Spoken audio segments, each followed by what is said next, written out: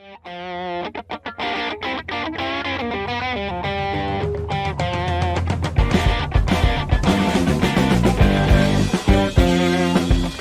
afternoon, everybody. Welcome to TraderMerlin Show. It is your Tuesday edition, an exciting version of the show for me, especially because I think retirement planning and long-term investing is one of the keys to establishing your net worth, your financial growth, and all that type of stuff. And we live in an environment, at least I live in an environment, where early in my lifetime, a very stable system, which was the pension plans, which was companies, you invested in your company and they took the money and they said, all right, when you retire at this age, you're going to get a guaranteed rate of return for the rest of your life.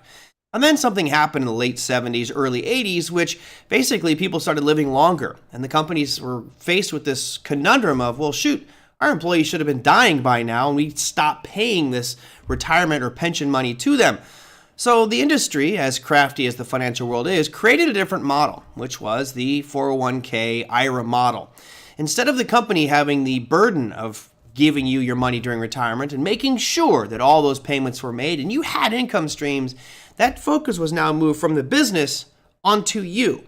And sadly, in that transition, most Americans were never trained, educated, or formally taught exactly what to do.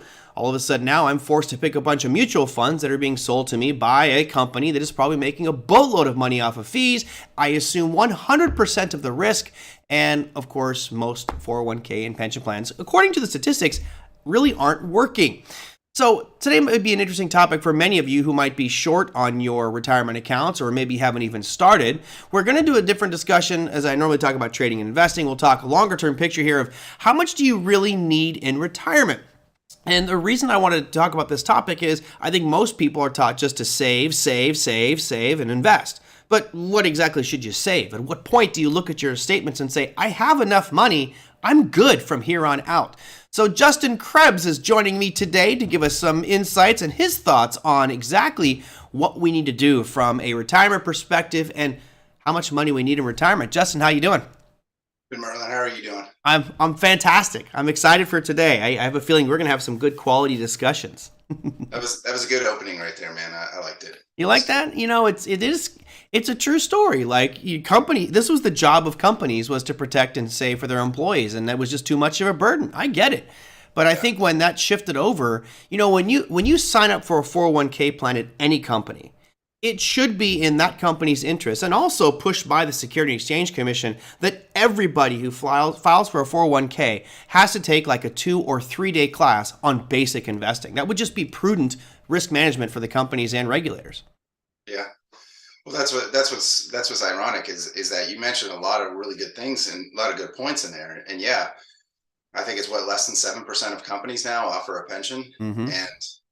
And not only that, is that what you said about risk, is that's so important to understand that you are now assigned the risk, Yeah. right? So your retirement is actually your risk. The company stopped being fiduciaries for their employees and just basically assign the cost and assign the risk to those employees. So I think that's where I think people are missing the boat is understanding that they have to actually structure something that's just more than just a portfolio for their retirement. Yeah. Yeah, and you know, we've done a few shows where we've talked about not only just traditional investments, but also alternative investments in different ways from tax perspectives. So for those of you who are interested, you can check out the TraderMerlin archives, type in Justin's name, and you will see a bunch of different videos that we've done, and we'll probably do a bunch more in the future. Today's topic is more about what number do I need at retirement? And I have a methodology. I have some materials prepared as well if we need them. But I thought it might be interesting to get your approach where I believe that every single person watching this at some point has been told, you need to save. You know, whether it's a 401k, a pension, you need to save and just keep saving and ultimately you'll be able to retire. But nobody actually says, here's what you need to retire, right? Here's how much you should have saved. And the honest truth is every single person watching this is going to have a different number that is their number based off where they live and their income and their needs. But I thought it might be interesting today to maybe help people bust out a pen and paper and start writing down some numbers so they can calculate out exactly the number that they need. So when they reach this number, they can say, okay, I'm ballpark safe to retire at this moment. So I guess what sort of things should everyone think about with regards to establishing that number that they need in retirement? I mean, that's a great question. And the words there, or your your number. And I remember thinking this, obviously many years ago, like, what number do I need to get to? And I kind of gave up on that thought. And the reason I kind of gave up on that thought, and it was reinforced by me planning for people, was that it's kind of impossible to really come up with an idea of what that number may be, because what I found in working with people is that it's constantly changing. The expenses are constantly changing. The assets are constantly changing. Rates of return, needs, inflation, you name it, it's constantly changing. And I work with folks that, they have, tens of millions of dollars of investable assets. And I also work with folks that have hardly anything in investable assets. So from a planning perspective, I actually build it from a little bit different foundation than just the investable assets. I actually start from the ground up. And every time I create a plan, there's 5 elements to every plan that I program out. And that's your income. Because if you really, really, really think about it, 20 to 30 years without an income plan, man, that's a scary, scary proposition, right? If you're just approaching retirement, I got this portfolio. I've got Apple. Oh, well, great. That's a portfolio isn't a plan. It's not an income plan. Right. So income plan, obviously investment portfolios, taxes and what you're going to do to address taxes, healthcare, long-term care, those needs, obviously that'll come into play more and more as you get deeper into retirement. And then of course your estate, and how you want your estate to be distributed properly. But I always start with the income first, because to me, you don't have a retirement if you do not know where your income streams are actually coming from. So I actually start with the income side of things first. When you say the income side of things, I think you're referencing not just the money coming in, but budgeting, right? Like it's income and expenses in those early years, because I think a really important thing for everybody to do, not just as a retirement exercise, but do it today. I've mentioned this many times. I have an app on my phone. I think it's called the expense. I don't know, something expense, pocket expense. And every few months, I will, from the first of the month, which I started again on May 1st, I will track every single penny that comes in from income sources or whatever it might be, rental income, and then all the expenses, including credit cards, mortgage, you name it. If I buy a pack of gum for 50 cents, it's going on that expense calculator. And at the end of the month, you can say, okay, I have a positive or a negative number. And if that is a positive number, then great. You are growing your wealth in essence. You have disposable income. If that's a negative number, then you are running at a deficit. And if you continue doing that, you'll probably work your way into bankruptcy. So budgeting, I would argue, is part of your first step, correct? It's nobody likes to hear it, but yes. And Good. And just to be frank too, is that when you really sit down to think of it, and I guess I'll just treat kind of everybody in the audience kind of like they're a client. We're meeting for the second time. We're going over a strategy, right? Mm-hmm. So the first thing that you should really take account of is, obviously your expenses. You should have a budget. Now, if you're one of those people, which is probably about 50-60% of the people that I first encounter, you probably don't actually have a budget, or you maybe have some sort of idea of what you spend. But the reality of it is that what I have found is that other than business owners, this is important, other than business owners, your level of expenses usually carry the same amount into retirement, believe it or not. I don't find too many that drop off. In fact, the people that drop off, they go right back. And I can tell you so many stories of, we have a plan together with a client, and they'll call me up like 3 or 4 months after they retire. I'm like, hey, can we modify things? I think I want another couple $1,000s a month. And I'm like, yeah, we can do that. I built that into the plan obviously. But it's going to be right around, if you really just think about it, just pause and think, all right, what ballpark do I need? It's probably going to be around that number, and probably going to stay about that number, if not slightly higher, for the first 10 years. Now, after the first 10 years, that's going to fall off, because some of those expenses will fall off. Probably the mortgage at that point's gone. Probably traveling starting to slow down a little bit. That kind of stuff, because you hit the first 10 years of your bucket list years. You're like, hey, let's do this, let's do this, let's do this, let's spoil the grandkids. But then it really starts to slow down about 10, 15 years into retirement. But then other expenses start to creep up, like healthcare and stuff of that nature. But it's right around the same number that you're kind of expending right now, especially if you're in your mid to late 50s. Yeah, it's interesting because I think the system is was staggered properly, because the expectation, I believe, is that most people buy a home in their 30s, right? So in your mid to late 30s. So let's say you bought a home at 35, you signed a 30-year fixed rate mortgage. Well, you should pay off your home right around 65, which is right as you start retirement. I think Big Ed makes that point earlier here. He says pay off your house before you retire. That makes a huge difference. Absolutely. And I personally, for me, that's a goal. I want to make sure I have that done, because once you're retired, you can drop your monthly expenses significantly. And so, for example, what I would encourage everyone to try to do is say, okay, through the budgeting process, if I'm budgeting right now and I say, all right, including my mortgage, I might need, let's say, $7,000 a month, just throwing a number out there, including my mortgage and all my expenses. Okay, great. So now, with that number in mind, you can look at your retirement years and say, okay, how do I now budget and plan to give myself $7,000 a month in retirement based off of X amount of dollars? So you kind of work backwards, right? And I'll make it easy. I'll say 5,000, because maybe my home's paid off, right? So I need 5,000 every month during retirement to live the current lifestyle I have. Once my mortgage is paid off, I need $5,000. So from that, I can now extrapolate based off of a rate of return, expected rate of return during retirement, and a lump sum, what would give me $5,000 a month. And I think that's where we determine what exactly that lump sum that you need to have in your 401ks, IRAs, et cetera. Is that safe to say? Yeah, I mean, that's a good way to go about it. One of the things that too, as far as the mortgage, I mean, that's where I do get into pretty decent discussions with clients, is that if they have a mortgage that they're paying 2-3% on, I have, right now, if I can get 4% in the money market, I'm actually having the money market account pay off, pay the interest on my mortgage. Sure. So that's obviously those are small little pieces that go into play, but you're absolutely right. You got to figure, hey, these are the numbers, that this is the number that I want for, and you can even split it up. I do encourage, if those of you are listening, even maybe split it up for the first 10-15 years of retirement. And then obviously 15 years in, you're going to slow down. There's no doubt about it. So, and likewise, some of those expenses are going to slow down. So you can actually start to diminish some of those expenses about 15 years in.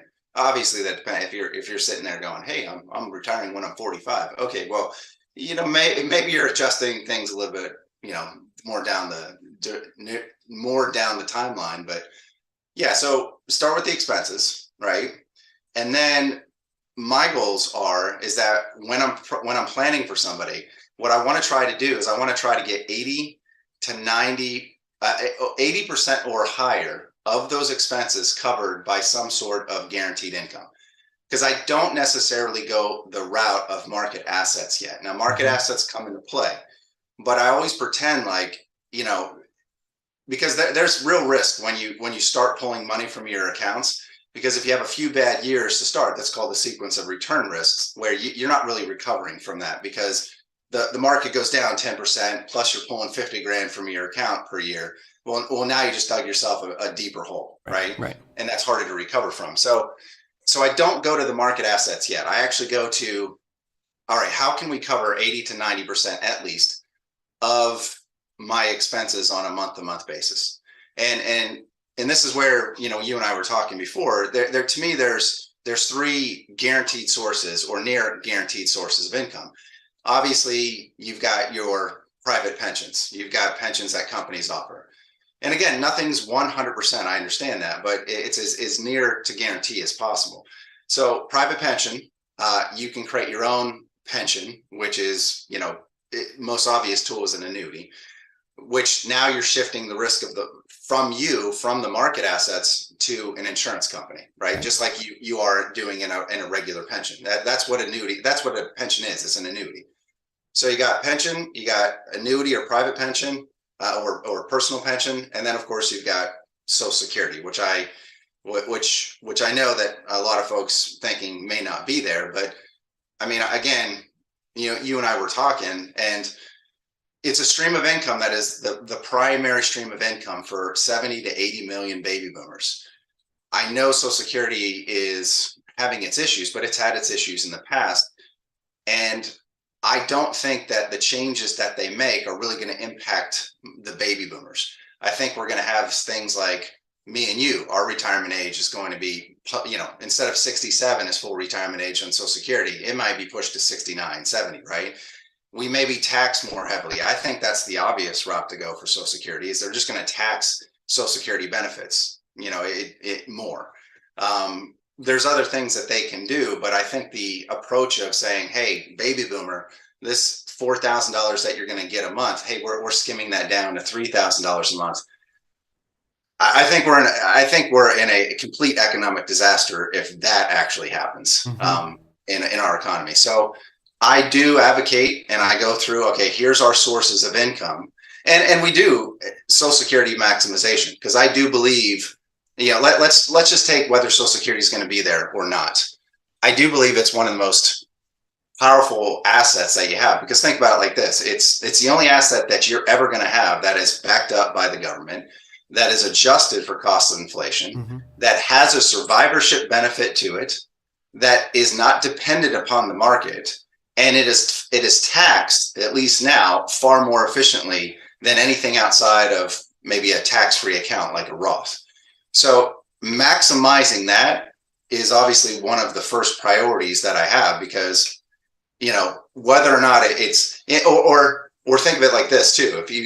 If people are saying, well, yeah, but if it's not there, if it's cut by 25% in the future, well, that just makes the case even stronger from me to maximize your benefit, because 75% of 4,000 is a heck of a lot more than 75% of 3,000, right? Mm-hmm. Yep. So lining those guaranteed sources up to get at least 80%, I think is important, because it relieves the burden on your other assets. Yeah. And that's a good point, is it relieves the burden on those other assets. Justin mentioned three different things: pensions, which is obviously a company-sponsored 401, which is the company's version of a 401k, but they're responsible for everything.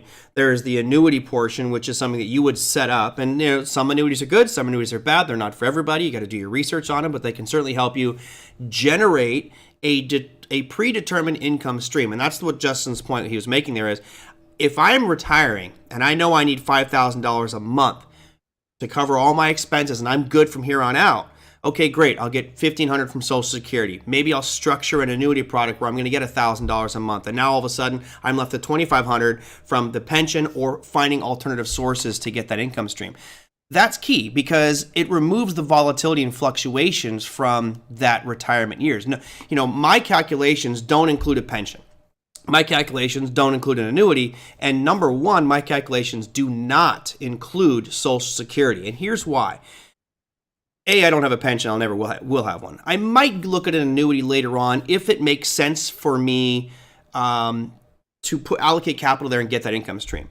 The Social Security part, I, for one, just personally am going to assume that money is not going to be there.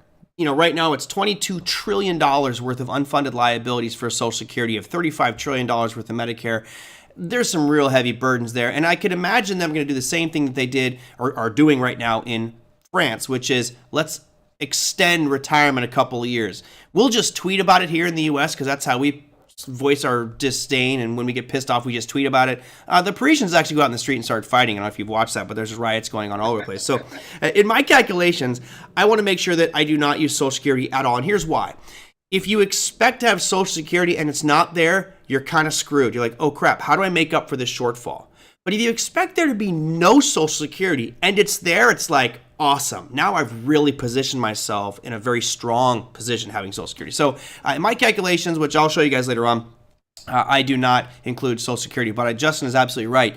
Anything that you can do to set up consistent income streams for retirement makes it so much easier during retirement, especially guaranteed income streams like pensions, annuities, and Social Security. Yeah. No, that's right on. And I mean, that's like, I enjoy our discussions, because I love, obviously you have such a good, well thought out point of view to what you have to say. And I agree. I mean, if you're able to create a retirement that is independent of Social Security, that all the more power to you. Mm-hmm. It's just, the sad fact of the matter is that probably, I mean, the folks that I work with, the statistics are going to be a little bit different, but that's not going to be a reality for probably a good 60-70% of the people that are out there. They're going to have to, in part, rely on Social Security in a large capacity, believe it or not. and that's what's interesting about the statistics of retirees, that literally the number one fear of retirees is running out of money, followed closely by number two, dying, uh, which I find is hilarious, right? I mean, people worry more about running out of money than dying. Yeah. But the statistics too is that they did a study a few years ago, and they found that the happiest people in retirement are folks like retired police officers, firefighters, teachers, government workers. And you can guess why: pension, right? They didn't worry so much about the market, and they didn't worry so much about their future because they knew that they had that stream of income coming in. And I think, honestly, that's, to me, if I can create less dependency on the market, which I think is a lot more, how do I say, a lot less probable than something like Social Security going away, right? Mm-hmm. Or not being there. If I can create less dependency on that, then I think I'm in a good position with the client. But yeah, I mean, all of those vehicles you mentioned, they have some kind of guarantee behind them, government, insurance company, or whatever that may be. Because you want to try to get some kind of a payout rate, like, for example, something like an annuity. I mean, there's different types of annuities, obviously, but the annuities that are built for income, I mean, you can't beat the payouts on something like that. The withdrawal rates on those are something like, on average, something like 6% withdrawal rate. And that far exceeds the safe, net withdrawal rate that you can pull from a Roth or IRA or, 401k or something of that nature. So, right. So yeah, guaranteed sources of income, right? And then whatever that kind of meshes up with your expenses, then now you go after what the market, how your investments are structured. What investments do you want for retirement?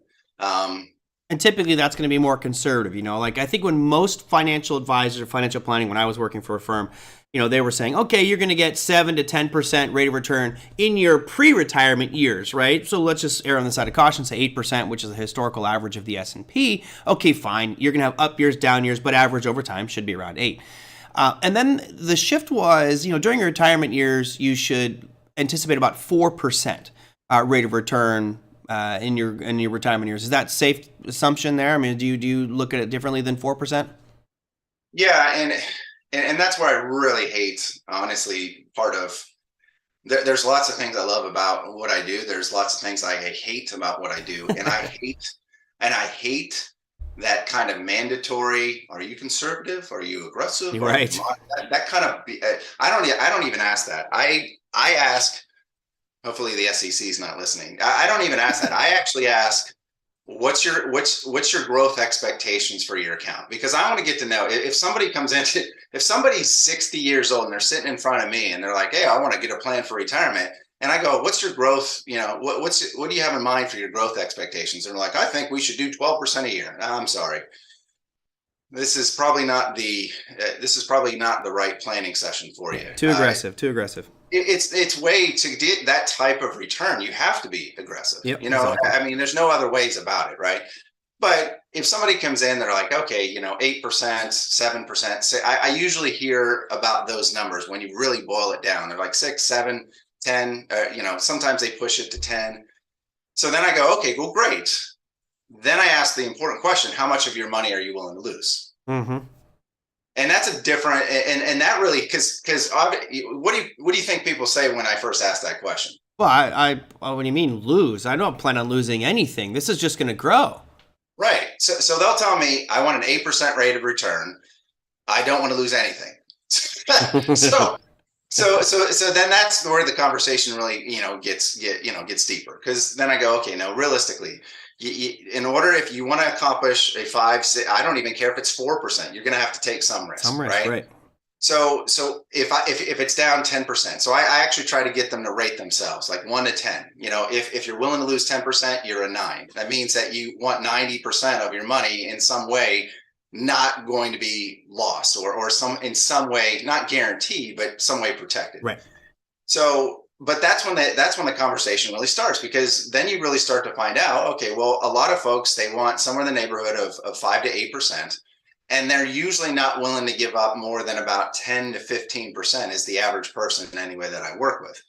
And if that sounds like you guys in listening, I mean, now you actually have something that you can work with, because now that you know your expenses, you know how much guaranteed income, now you can actually position your portfolio to reflect those statistics. Because I think we've talked about this before. There's three things you can get from an investment, right? There's growth, there's safety, and there's liquidity. You can pick two out of those three for any given investment, right? So if you want something that's high growth and liquid, well, you got your stocks, your mutual funds, your bond funds, all that kind of stuff. But if you want something that's safe and liquid, now you're talking about money markets, CDs, stuff of that nature, but they're not going to give you a whole lot of growth, right? And then of course you got your safe growth stuff, right? Like real estate, you got certain types of annuities or alternative investments. So that's the thing. So now you can actually start to look at your entire portfolio and go, okay, this is the amount of money that I'm going to give permission to do this. So here's the amount of money that I want to keep safe. That's going to be your safe and liquid or safe and growth bucket, right? Then you've got your, hey, let's go for the gusto bucket, right? That's going to be your growth and your liquid bucket.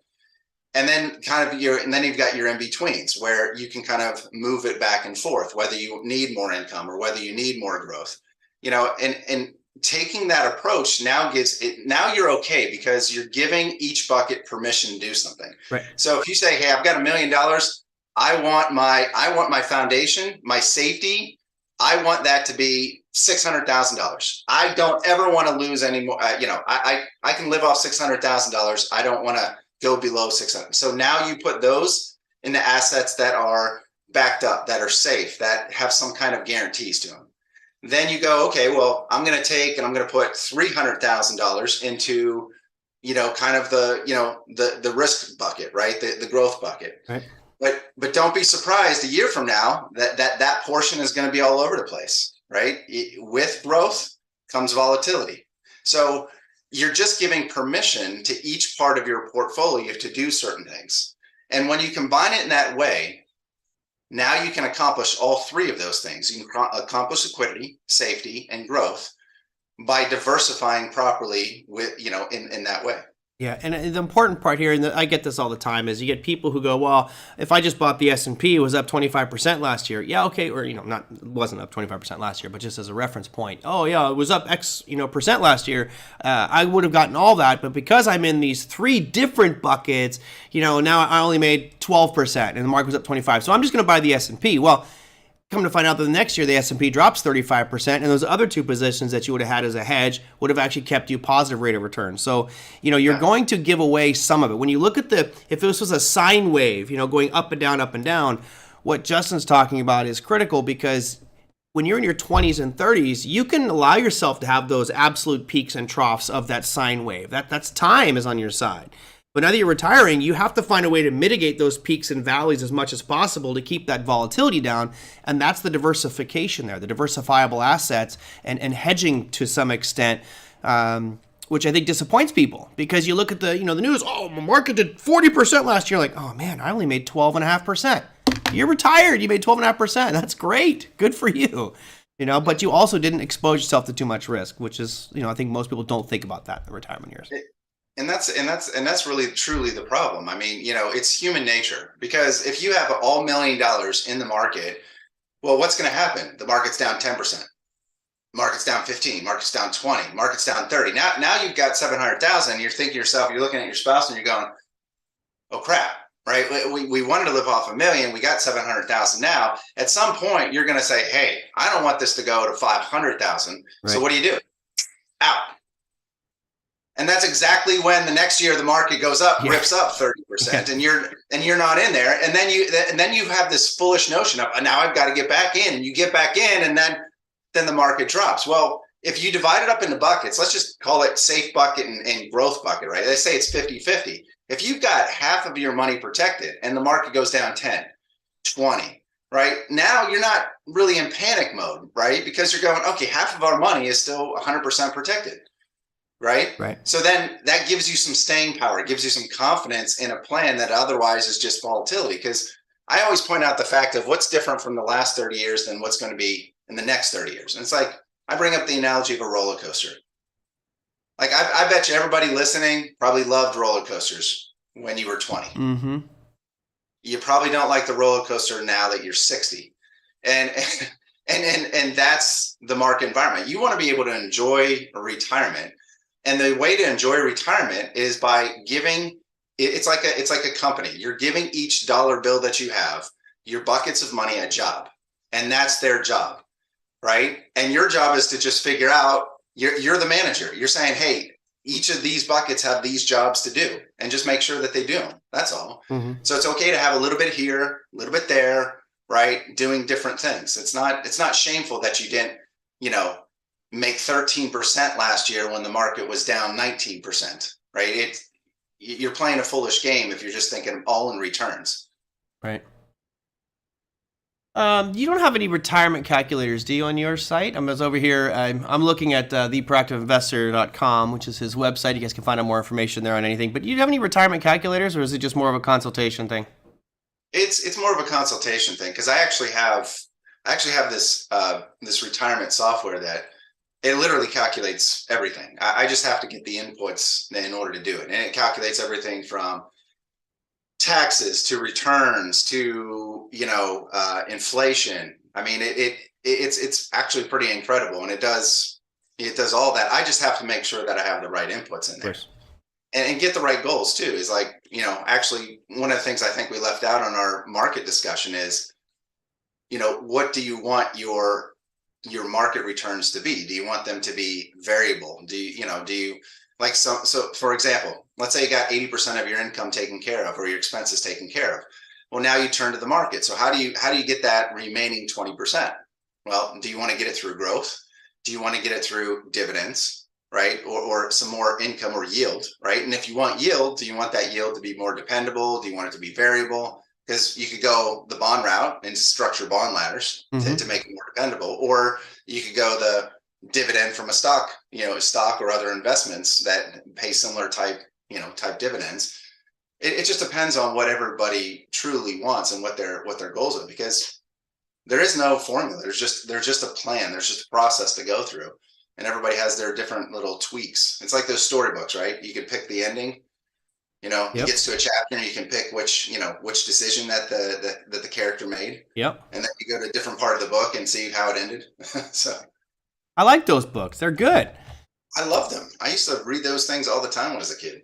Let me real quickly share with the viewers out there, just to give you an idea, to kind of summarize what we've been discussing. So the topic for today was, how much money do you really need in retirement? And Justin kind of pointed out 5 key things. He said number 1 is going to be your income plan, which to me is your budgeting. And from a retirement perspective, I would argue that that's probably the most important piece, is saying I need X amount of dollars every month when I retire. Now, certainly there's going to be unforeseen events. You talked about healthcare costs. Obviously, the older you get, the more you're going to be spending in healthcare. Living expenses can vary greatly. But of course, if your home is paid off, you now have a fairly definitive idea of how much it's going to cost you. So let's say I've gone through the process and I've budgeted, and I say, I know I need $5,000 a month for all my living expenses, all my food, and budgeting in a certain amount for healthcare, etc. I need $5,000. Your number might be different, but I'm just giving you a simple example. So what I would do is I built these calculators myself just because I'm a dork. And I said, okay, let's say I retire at 67.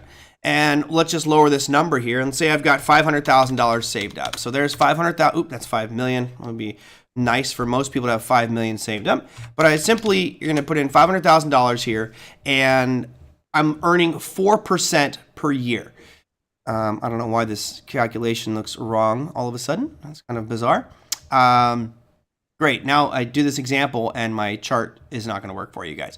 Anyway, $500,000 and I need $5,000 per month and I'm earning 4% rate of return. What I did is I just simply calculated out here, as you can see this vertical column because the chart is not updating properly, showing me what my account might look like. And you'll see it starts to burn through it pretty quickly. If I started at 67, I would theoretically run out of money by the age of 77. So I would give myself roughly 10 years of retirement if I had $500,000 in there, pulling $5,000 per month. Now, of course, we could modify these rates of return, and let's say I decided to continue on with some riskier investments, and I'm now going to keep getting that 8% rate of return that I was during my pre-retirement years.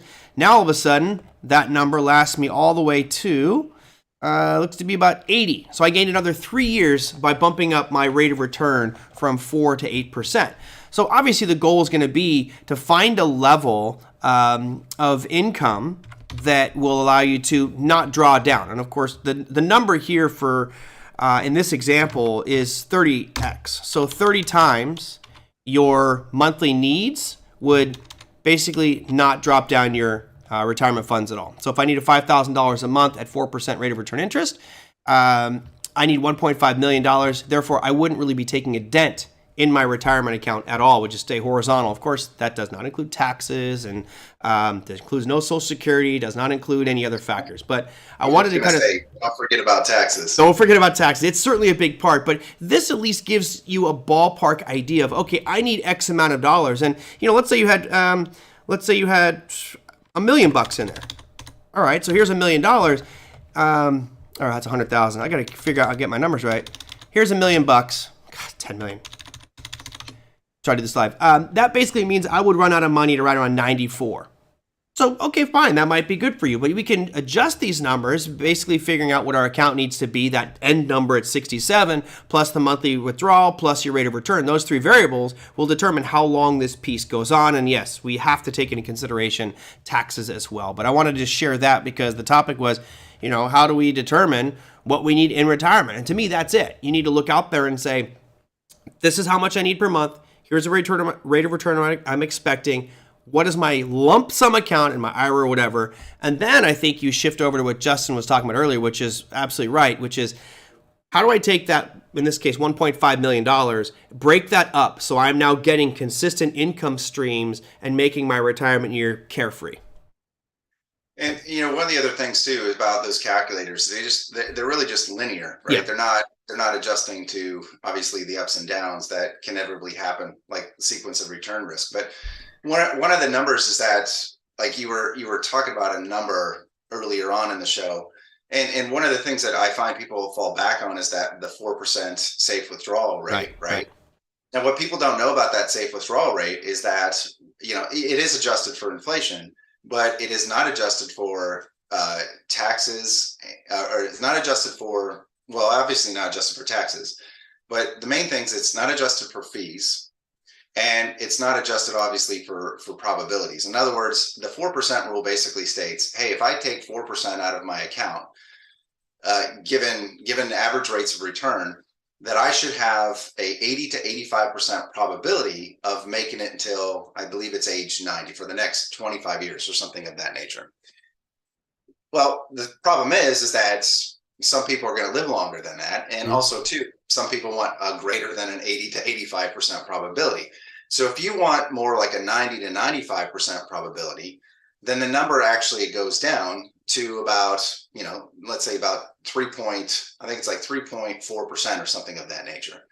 And then if you add in any kind of fees or anything of that nature, which on average, I mean, yeah, some of your listeners are obviously self-managing, but let's just say the average fee is like 1.25%. Let's actually let's round it down to 1%.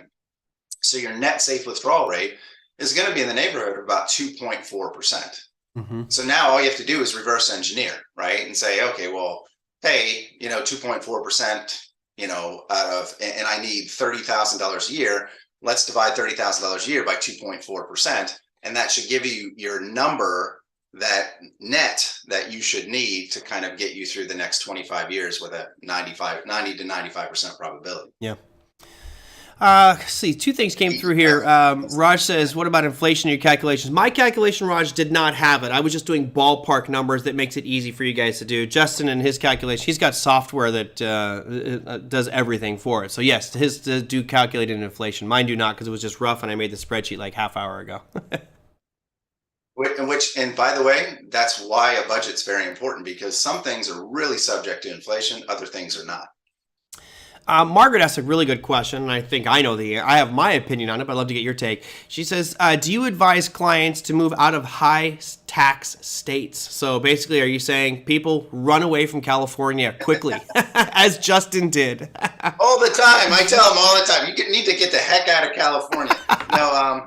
No, I mean, that is obviously conversations that I've had with clients, right? I mean, North Carolina is not too bad, but just a few states down the road, you have South Carolina, which is obviously a little bit lower, but a few states down the road is Florida, which has no state tax.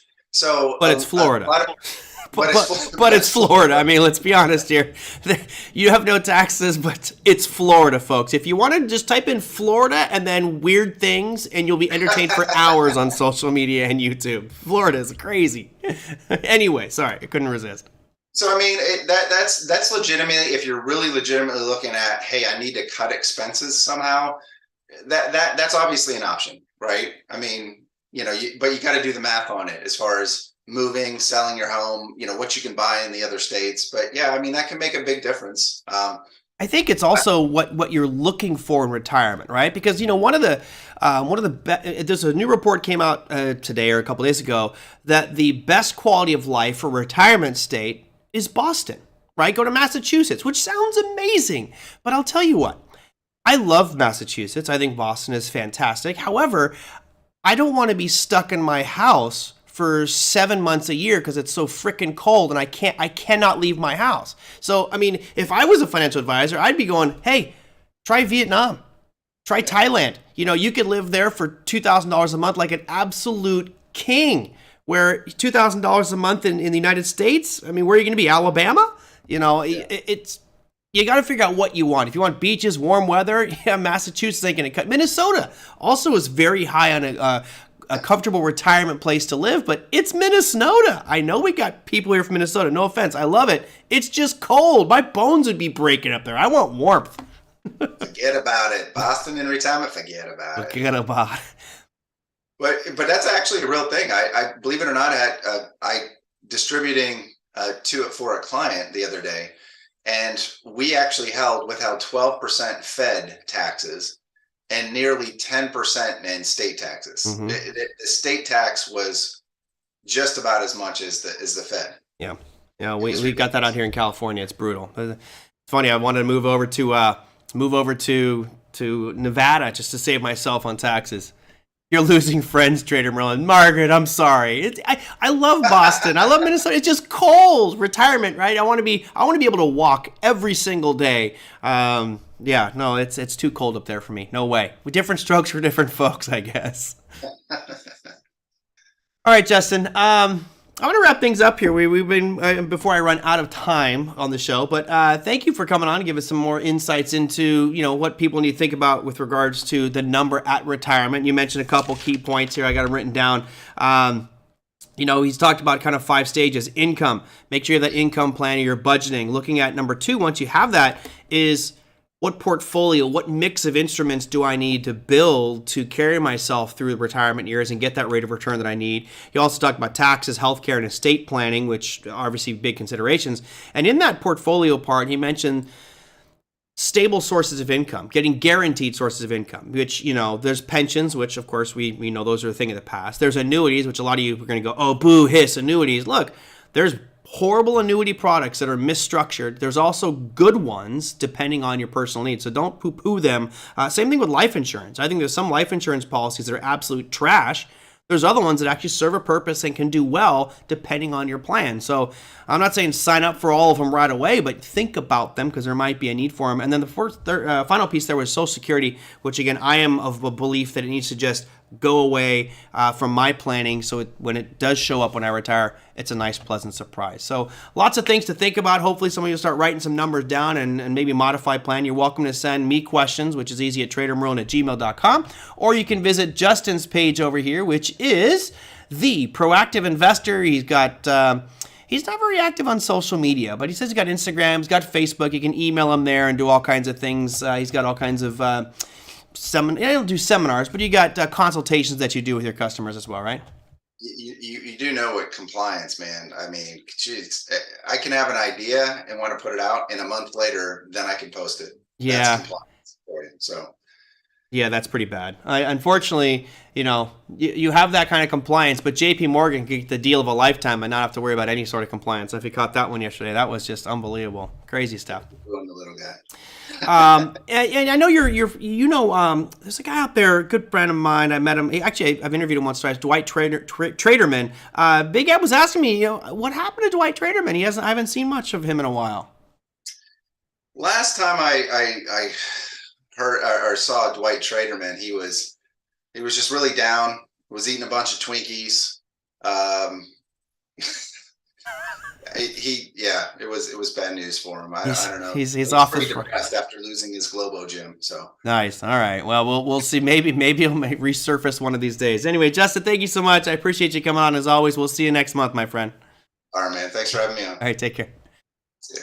Guys, that was Justin Krebs of The Proactive Investor, giving a little bit of insights into retirement and that number that you need. I'm going to continue on here just because I talked about what you need in retirement. And these are simple, very basic calculations. I am not a financial advisor, but these are things that I do in my head. So let me just run through real quickly for those who might be still joining us to figure out exactly what you need. So I built this calculator here, which again takes your lump sum at retirement, says how much I need, 5K, and then your rate of return. Of course, we can modify all of these to fit our needs or what our objectives and goals may be. So, for example, I'm not going to be looking at 4% during retirement. It's just I know I can do better. I'll shoot for 8. And you guys know with my 1% strategy, I should be shooting for 12, but I'll scale it back and be a little bit safer on some of those strike prices on those options. Now, the question is, let me look for a number that allows me. I'm going to simply do this. Big Ed was right. He says, living in California, there's no way $5,000 a month is going to cut it in retirement. So let me bump this up. Let's say I need $8,000 a month, right? That's what I need. My house is going to be paid off. If I have $1 million and at retirement at 67, and I earn 8% rate of return per year, and I'm taking $8,000 a month, I'll run out of money at 89 years old. Way too early because I'm going to live to 100. So I'm going to modify this and see what number, what do I need to get to so that I can retire with that $8,000 per month. So I'm just going to all I'm doing is going to change this top account balance number. I'll make 1.4 million. Okay, so at 1.4 million, I'll never run out of money. That's kind of nice. At 1.2 million, I will basically never run out of money either. So let's look at 1.1 million. Okay, I just changed my numbers there dramatically. Sorry for the people on the podcast. I know it's going to be a weird one. Let's go here and go to 1.1 million in my account.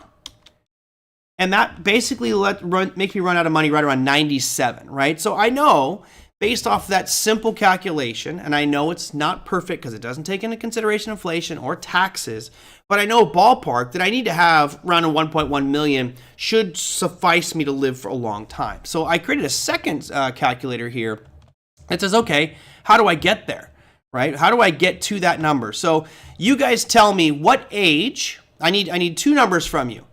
What age are we going to start investing at? And my calculator starts at 34 because I was just randomly doing it, but give me an age between 34 and 67, right? 34 and 67.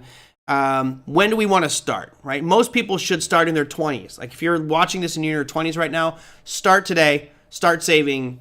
You'll do yourself a huge favor by it. So I need to know what age do you want to start investing, and give me a number. Like here's how much I have saved in a retirement or 401k. Just so I have something to put in the spreadsheet here, and we can work backwards to figure out what I need to do to get myself to 1.1 million by 67, regardless of where we start here. So I'll have to change a couple of variables, but I'm waiting for someone to type in. So Ken Lee says 34. Give me the most time. Okay, well, so we'll start at 34. How much money do we want to have in the bank, everybody? Oh, and I guess last piece would be 20s. Yeah, of course 20s is best, Ken, but let's be honest. There's a statistic out there, Ken, that says 25% of all Americans don't have a retirement account.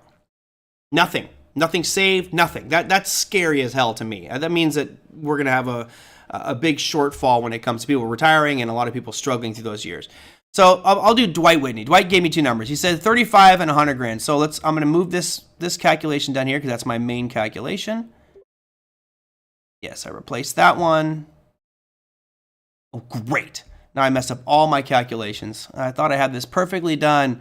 Rent, dun, dun, dun, dun, dun. Okay, hold on.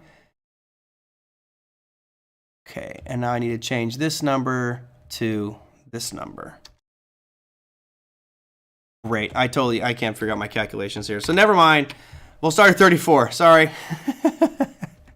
I screwed it all up. So anyway, my calculations were going to work. So let's just do it at 34. I would like to adjust this. I thought I could do it on the fly for you guys, but I can't. So here's our calculator. Let's say you've got a $50,000 in your savings account at 34. That's probably not realistic. Let's say you got $20,000 in your savings account or in your retirement account and you're 34. Okay, great.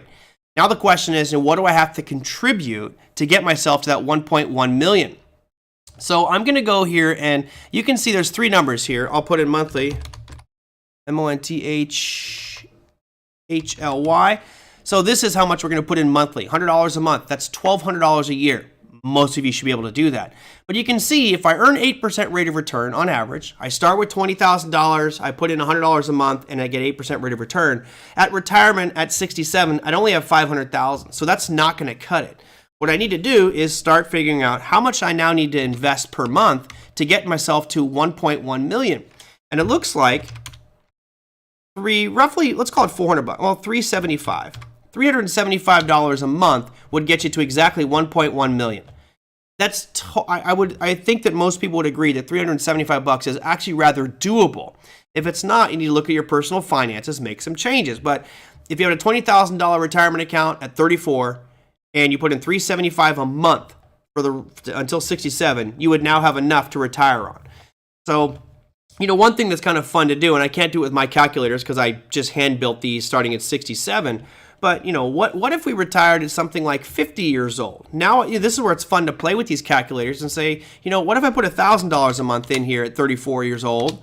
And have 2.4 million at retirement. Well, maybe I can look down here, scroll back through, and see where did it get to like 1.5 million? That's right at 61. So maybe I could retire at 61. And I think that with the study of these numbers, with the analysis of it, and looking through these calculators, you'll have a better idea of exactly what you need, and then you can start to build the roadmap to get there. So if you're in your 20s and you're thinking, okay, I don't know if I have enough money for retirement. Well, number one, figure out how much money you need at retirement. And again, that's determining when you start retirement. The historical norm is 67. Fine. Right? So put 67 in there as your retirement age, and then calculate out from there how much money you need per month to survive to, let's say, 100, right? We'll probably live past 100 here soon. Once that number's established, then I can go back through my pre-retirement calculator and say, okay, now I need to save and invest at X amount rate of return, X amount of dollars per month. Here's how I get and achieve those goals. So it's really not that hard to do, but saying that you need $3 or $4 or $5 million is totally inappropriate. When I look at this calculator here, here's a retirement one. Someone says, oh, you need $3 million at retirement. $3 million? I keep typing these ones wrong. 1, 2, 3, 1, 2, 3. $3 million at retirement. If I'm taking $8,000 per month, I'm not going to run out of money here ever, right? It'll just keep on growing and growing and growing. So what you might want to do is drop this to 4%. So even if I had a $3 million account, I'd never run out of money. The goal is to run out of money. Certainly run out of money. So let's go bump this up to $10,000 a month. Right? So now I got $10,000 a month. My account doesn't decline at all. $11,000 a month. Oops. $11,000 a month. I'm going to run out of money at like 130 years old. $13,000 a month. So this is just kind of plug and play numbers to figure out how much I would need at retirement. In this case, $13,000 is way too much money at retirement, I think, personally. I don't think you need that kind of money, unless you want to golf. As you guys said, golf is really expensive. So anyway, those are just some of the calculations, the calculators. I would encourage you all to do it. I know exactly what my number is, and I'm actually there, but I'm still I'm going to keep trucking forward and keep building and building and building because I'm young, and I think that, I don't know, got more to do. Got more to explore, more to work. I like working and doing those things. But have that number in mind. I know some of you are probably behind the curve here. 350 in today's terms would be equivalent to 70 in 10 years. Yeah, certainly. Most retirees depending on Social Security for 60% of their income in retirement. So I read. God, isn't that scary? That's scary as hell. That is really bad that is the case. If that's in fact true, Big Eb, I'm not discounting it. It's just that's crazy to think that 60% of people are using Social Security as their main income for retirement. Again, these calculations here. So when I run this calculation for myself, let's say, I need $8,000 a month. Okay, I know I'm going to get a better rate of return in retirement. Let's say I got 1.1 million. My account, why did it not update the chart here? For some reason it didn't update the chart. Not sure why. I got 1.1 million. I will be able to live off that comfortably. Now, if I have Social Security on there, which gives me an extra 1,500, great. Best you avoid any more FRCs. Those happen. No big deal. It's kind of a bummer, Liz, that happened, but it is what it is. It's not gonna impact me at all.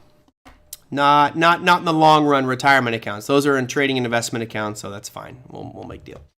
All right, I did not do any charts or anything for today, so let me go and look at your earnings calendar for tomorrow. This is for the 3rd. We got CVS reporting earnings. Well, actually, we'll do before market open, and then we'll go to the AMC, the aftermarket close. Kind of a quiet day for earnings, at least from the big names. Before market open, you have CVS, Estee Lauder, and that's pretty much it. Aftermarket close, Public Storage, Equinix. Don't even know what Equinix is, but hey, they're reporting earnings. You've got Qualcomm is probably the big one that's reporting there tomorrow. And then from a longer term perspective, let's go and, we don't have it up there right now, but we can look at Forex Factor here in just a second. We have obviously the FOMC meeting. So I'll bring up Forex Factory so we can look at that. The FOMC meeting is going to be the big daddy for tomorrow. I will bring that up here so you guys can all see that. Again, the expectations are 25 basis points. That's pretty much locked. The other part is going to be the conference at the end. So here you can see at 11 a.m. Pacific time, they're looking to go from 5 to 5.25, but keep your eye at 11:30. That's when the real fireworks will start, in my opinion, because the expectations are that things are going to start to slow down, that the Fed is going to start to maybe pause. And then I'll show you that here really quick. Yep, AMT tanking. Here you have the 80, actually dropped a little bit today. It was 93 yesterday. It's 85% chance we're going to get a 25 basis point increase. But again, the June 14th meeting gets really interesting. There's an 84% chance that we are going to raise 25 tomorrow and then stay at the June meeting unchanged, which I believe that is probably the most likely course of action. So there's your news for today or for tomorrow on the earnings and the economic calendar front. That, my friends, is your show for today. Tomorrow, we're going to have, let's see, who's going to be on the show tomorrow? Oh, John O'Donnell. Oh, we have John O'Donnell on the show tomorrow. I'm not exactly sure what our topic will be, so if you have any topics du jour that you want me to discuss, you can send them on in at TraderMerlin@gmail.com. That's the email on your screen. Say, hey, ask John this, and we'll dive into that. I'll come up with some topic for tomorrow. And then Bill Addis will be our guest on Thursday's show. So I got a lot of great guests this week. Should be a lot of fun. Hope you guys learned something along the way. That's going to do it for me. Again, if you like the show, give me a thumbs up. Visit Justin Krebs' website at theproactiveinvestor.com as well for more information about retirement planning, income streams, etc. And of course, I will see you all tomorrow. Take care, everybody. See you tomorrow.